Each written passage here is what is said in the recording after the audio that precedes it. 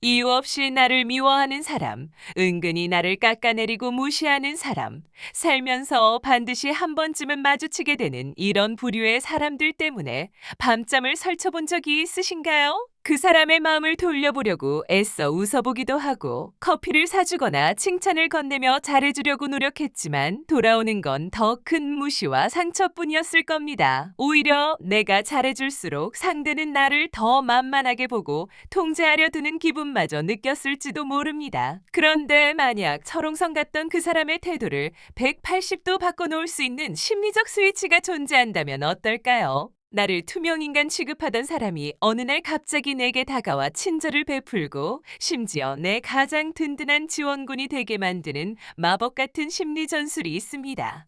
오늘은 상대를 억지로 굴복시키는 것이 아니라 스스로 내 편이 되고 싶게 만드는 가장 우아하고 강력한 심리학의 비밀을 파헤쳐 보겠습니다. 사람들은 왜 타인을 무시하거나 미워할까요?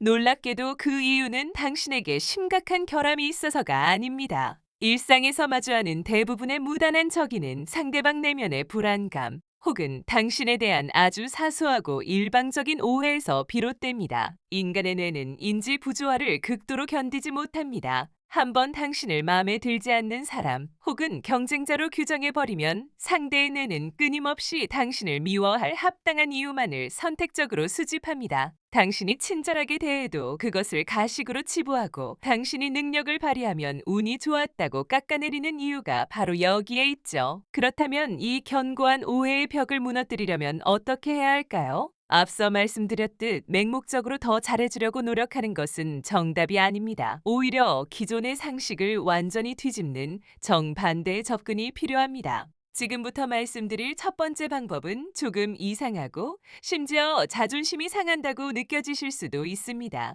하지만 끝까지 들어보시면 인간 심리의 놀라운 허점을 발견하시게 될 겁니다. 나를 무시하는 사람을 내 편으로 만드는 가장 치명적인 전술. 그것은 바로 상대에게 아주 작은 도움을 요청하는 것입니다. 심리학에서는 이를 벤자민 프랭클린 효과라고 부릅니다.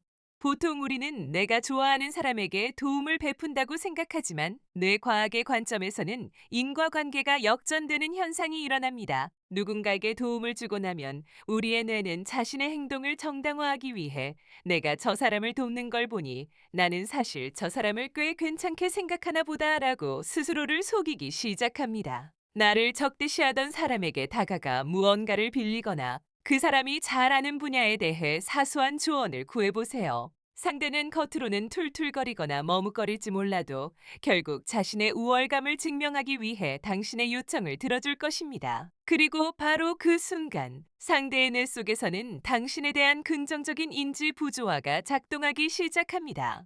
이 지점에서 한 가지 의문이 드실 겁니다. 나를 대놓고 싫어하는 사람이 과연 내 부탁을 들어주기나 할까 하는 걱정이죠. 오히려 거절당해서 상처만 더 커지는 것은 아닐까 두려우실 수 있습니다. 그래서 이 전술을 성공시키기 위한 두 번째 장치가 필요합니다. 바로 상대의 인정 욕구를 정교하게 타겟팅하는 것입니다.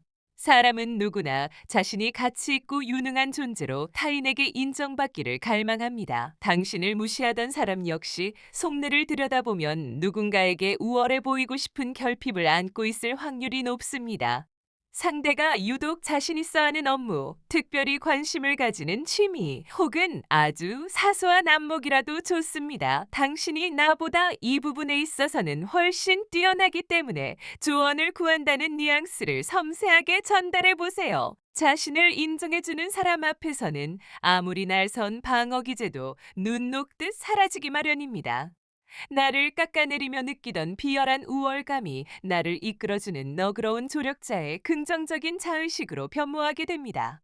맹목적인 적대감이 우월적 친절함으로 바뀌는 결정적인 순간입니다. 여기까지 오셨다면 상대방의 마음을 여는데 이미 절반 이상의 성공을 거둔 셈입니다. 닫혀있던 마음의 문틈이 벌어졌고 당신을 향한 경계심은 한층 누그러졌을 것입니다. 하지만 진정한 내 편으로 굳히기 위해서는 가장 중요하고도 치명적인 다음 단계가 남아 있습니다. 이 단계를 놓치면 상대는 잠시 친절해졌다가도 이내 다시 원래의 차가운 모습으로 돌아가 버릴 수 있습니다. 세 번째 전술은 바로 공동의 적이나 목표를 설정하여 프레임을 완전히 전환하는 것입니다. 인간은 진화론적으로 무리에 소속되려는 강한 본능이 있으며 외부의 위협이 감지될 때 내부의 결속력은 폭발적으로 상승합니다. 여기서 공동의 적이란 반드시 누군가를 험담하거나 특정 인물을 공격하라는 의미가 아닙니다. 회사에서의 까다로운 부서 목표, 함께 해결해야 할 골치 아픈 시스템의 문제, 심지어는 유난히 변덕스러운 날씨나 최악의 교통체증 같은 일상적인 외부 요인이라도 상관없습니다.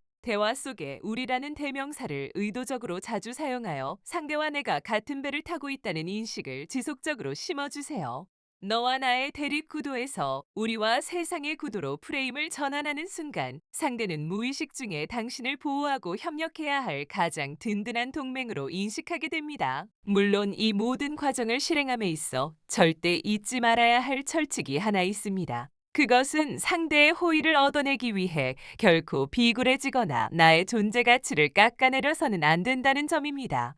오늘 우리가 나눈 심리 전술의 핵심은 상대를 억지로 조종하거나 아부하는 것이 아닙니다. 상대가 나를 존중할 수밖에 없는 심리적 환경을 우아하게 세팅하는 것입니다. 상대방의 조언에 고마움을 표현하되 나의 주관을 잃지 않고 단호한 나만의 경계를 유지하면서도 상대가 나에게 긍정적인 영향을 미칠 수 있는 여지를 열어두는 것. 선을 넘는 무례함에는 침묵과 눈빛으로 단호하게 대처하되 그들이 내민 호의의 손길에는 기꺼이 웃으며 화답하는 여유를 보여주세요. 이것이 바로 부드럽지만 압도적으로 사람의 마음을 얻어내는 상위 1%의 인간관계 비밀입니다. 오늘 우리는 나를 무시하고 미워하던 사람의 심리를 역이용하여 그들을 내 편으로 만드는 전술에 대해 알아보았습니다. 무조건적인 친절 대신 상대의 뇌를 착각하게 만드는 작은 부탁을 건네고 그들의 깊은 인정 욕구를 충족시켜주며 최종적으로 우리라는 공동의 프레임으로 묶어내는 일련의 과정들을 살펴보았습니다.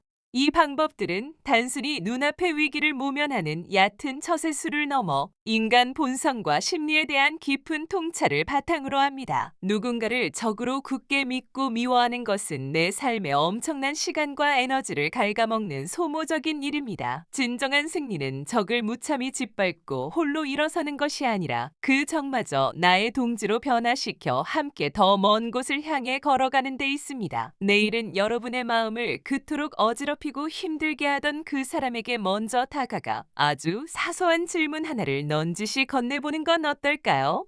그 작은 용기와 행동 하나가 얽혀있던 여러분의 인간관계를 기적처럼 풀어내는 열쇠가 될지도 모릅니다.